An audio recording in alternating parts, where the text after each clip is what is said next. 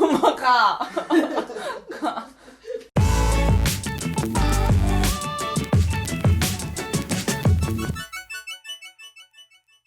안녕하세요. 지게책입니다. 제가 오늘 소개할 책은 정유정 작가님의 책이에요. 저는 정유정 작가님의 책 총 5권을 봤어요. 제일 먼저 접한 7년의 밤을 정말 재미있게 읽었고요. 그 다음에 28, 그리고 종의 기원을 읽고 나서 작년에 지니지니를 읽었는데 정말 다 작품이 너무 마음에 들었고요. 내 심장을 쌀아도 봤는데 이것도 유쾌하면서 풍자가 있고 재밌더라고요. 오늘 여러분들께 소개할 책은 28입니다. 제목만으로는 무슨 내용일지 가늠이 안 갔습니다. 이 소설은 화양시라는 도시에 갑작스럽게 발생한 빨간 눈이라는 정체모를 전염병이 발병하게 되어 벌어지는 일에 대해서 다루고 있습니다. 5명의 사람과 한 마리의 개의 시점에서 이야기가 진행되며 소설 속 상황들을 현장감 있고 생생하게 묘사하고 있습니다. 코로나19와 관련하여 현재 우리가 직면하고 있는 사태와 같이 이입해서 볼 수 있는 전염병을 소재로 한 소설입니다. 주요 등장인물로는 수의사 서재형, 119 구조대원 한기준, 사이코패스 박동혜, 간호사 노수진, 기자 김윤주, 그리고 상처받은 개 링고, 총 6개의 시선으로 전개가 됩니다. 수의사 재영은 한때 알래스카에서 썰매견 경주를 하다가 하얀 안개 속에 갑자기 갇히게 되고 그때 늑대 무리에 둘러싸여 있다가 함께 달리던 개들을 늑대들의 먹이로 버리다시피 하고 혼자만 살아남았다는 죄책감으로 한국으로 돌아왔습니다. 죄책감에 시달리던 재영은 드림랜드라는 유기견 치료보호센터를 운영하고 있습니다. 돈 욕심에 눈이 먼 한 남자가 판매의 목적으로 굉장히 열악한 환경 속에서 번식견들을 철창 가득 들여놓고 키우는데요. 그 사이에서 갑자기 남자가 쓰러지며 소설이 시작됩니다. 그 뒤 병원 사람, 구조대, 맨션 주민들을 시작으로 붉은 눈이라 불리는 정체모를 전염병이 급속도로 퍼지기 시작합니다. 처음에는 눈의 흰자위가 핏빛으로 빨개졌다가 4일 안에 피를 토하며 죽게 되는 이 병은 치사율 100%. 개와 사람에게 무차별적으로 번지며 인수공통 전염병으로 알려지며 사람들을 두려움에 떨게 합니다.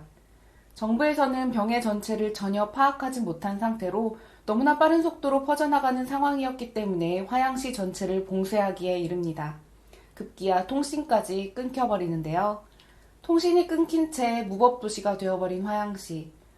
버려진 떠돌이 개들은 맹수로 변해가고 온갖 범죄들이 난무하고 인간들은 고립된 화양시에서 끔찍한 생활을 이어갑니다. 그 사이에도 계속해서 사람과 개들은 죽어갑니다. 감염된 개 한 마리가 수백 명의 사람을 감염시킨다고 해서 반려견을 포함한 모든 개들을 사살하고 매장합니다.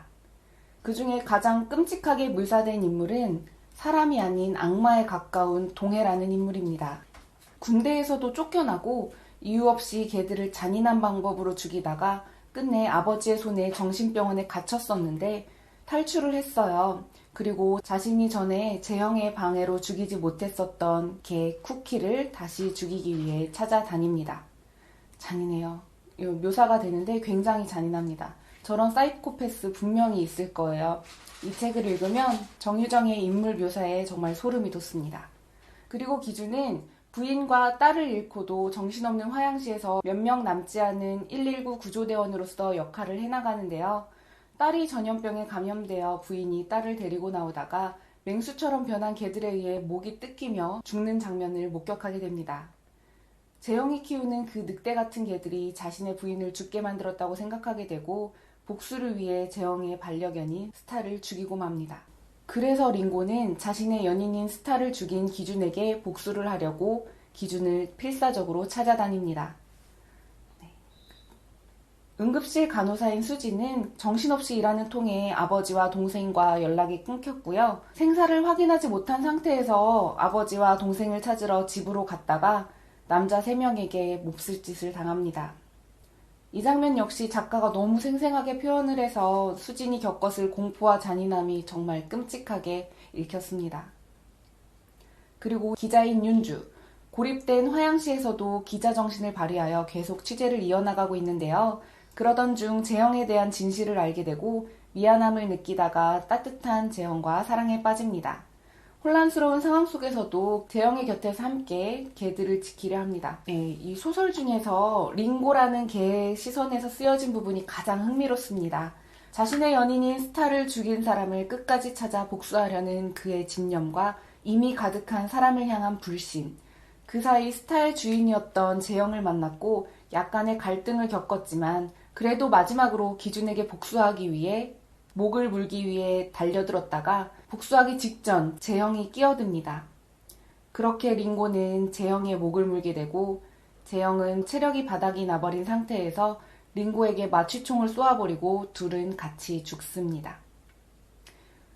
소설 중간에 인간의 손에 매장당하는 개들을 바라보는 링고와 스타의 모습은 정말 안타까웠습니다. 땅속에서 개들의 울부짖음이 들려서 땅을 파헤쳐 개들을 끌어내는 링고와 스타의 모습은 너무 처참하게 묘사되었습니다. 사람의 잔인함에 그들이 얼마나 분노를 느꼈을지. 그렇게 28일이 지나갑니다. 소설은 열린 결말로 끝났고요. 정부가 어떻게 대처했는지, 살아남은 사람들은 어떻게 된 것인지 자세히 나오지는 않습니다. 고립된 도시에서 어떤 잔혹한 일들이 벌어졌었는지 세상은 진실을 언젠가 알게 될 것입니다.